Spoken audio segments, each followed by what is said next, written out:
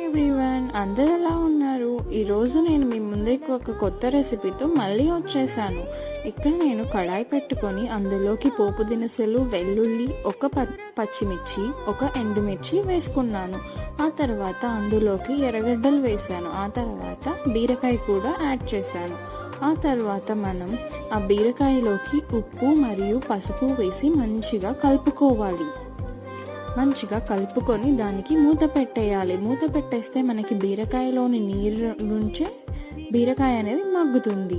So మనం water వేయాల్సిన అవసరమే లేదు. ఇందులోకి మనం కారం కూడా వేయాల్సిన అవసరం లేదు. పచ్చిమిర్చి, ఎండుమిర్చి కారమే సరిపోతుంది. ఇలా మంచిగా మధ్య మధ్యలో మూత తీసి కదుపుతూ ఉంటే సరిపోతుంది. మనకి లేత బీరకాయలు అయితే 5 నిమిషాలలో ఉడికిపోతాయి. సో మనకి బీరకాయ కూర అనేది రెడీ అయిపోతుంది.